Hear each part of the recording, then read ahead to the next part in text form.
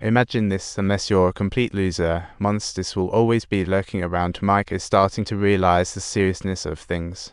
The beanie had dashed in, called Benny for bed, only to find him missing Spooky. All that was left was Benny's protein-stained clothes, and when he turned around, he was utterly shocked to see Benny evolving in the corner. So the beanie had rushed out and called Mike to get a move on, but when they returned, poof, Benny was gone without a trace. Obviously, Benny had evolved. The trio raced out only to see Benny gearing up for a getaway, and Mike shouted for his crew to back off. The instant Benny looked up, everyone noticed his hands had morphed into claws, and he let out a strange screech. What a fright! Mike quickly knocked over a barrel and hurled his torch, knowing Benny was no longer a people. And with his teammates holding him back, he stubbornly insisted on hauling out all the monster corpses for destruction, but surprised, these monsters had already mastered human replication. Just then, they realized Dr. Blair was missing. As Mike was about to head inside, he spotted Blair jumping from the helicopter. What a spectacle! Blair then dashed inside as if he had an urgent report to make. Mike's keen instincts kicked in, rushing to the helicopter only to find Blair had turned it into a heap of junk. Suddenly, a gunshot rang out from the room. Mike sprinted inside to discover Blair had gone off the deep end, going on a destruction. He began wreaking havoc on all the electronic equipment, and just then, Bino rushed in to break the bad news.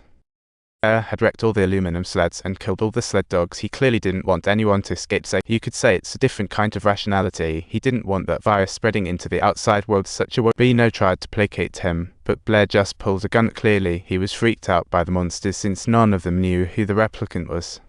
Eventually, with teamwork, they managed to calm Blair down. They locked him up in a small room. Now the survivors felt like mere bystanders stuck until spring when help was expected. Clearly, they turned into replicants, so asked Dr. Cooper if they could be identified.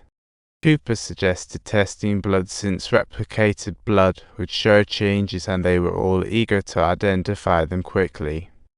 But when they arrived at the lab next day, all the blood bags were emptied. Obviously, a replicant had been at work.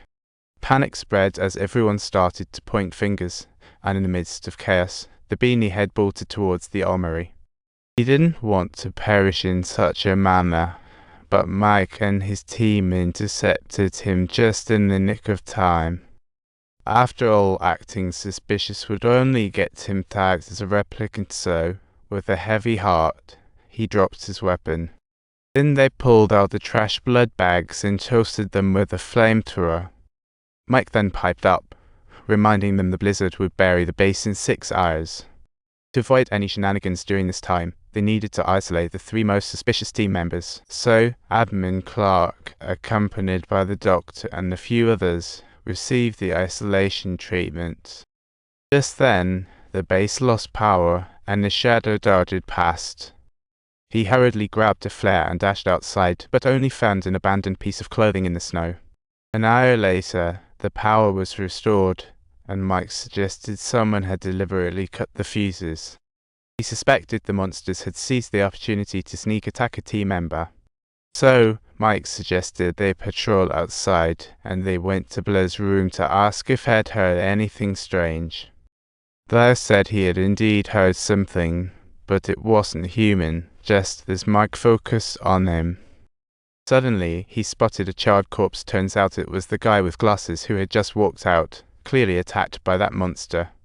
He didn't want to hurt his friends, so he chose to torch himself instead, avoiding mutation entirely.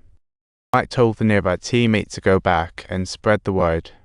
He and Bino continued the patrol after spotting lights on in his room that were definitely off before. A half hour passed without Mike and Bino returning, so the others decided to fortify the doors and windows to preserve their strength. Bino returned, suspecting Mike might be the replicant since he found a torn shirt in Mike's room with his name on it. Bino quickly ran back in advance to warn everyone, and upon hearing this, the team members, although unsure if Mike was a replicant, they decided it wasn't a chance they could take. Better to be safe than sorry. Plans were in motion to freeze Mike out. Just then, they heard a glass shatter. Turns out Mike had smashed the window to get back in. But he knew his teammates had lost faith in him, so he chose to lock himself away 0 paragraph a micro stroke in his room. Outside, Big Black, upon witnessing this scene, immediately and without hesitation, started hacking fiercely at the door with an axe. Mike, holding a flare and some explosives, threatened Big Black to drop his flamethrower or they'd both be taking a permanent vacation. But just then, Norris lurked in from behind, trying to overpower Mike. Unfortunately, he shoved Norris back, causing him to drop dead in just seconds. Desperate times call for desperate measures, so they temporarily ceased fire while the doc rushed to save Norris. To their shock, during the doctor's CPR, Norris' belly suddenly opened wide and jumped off the doctor's hands. What a jaw-dropper!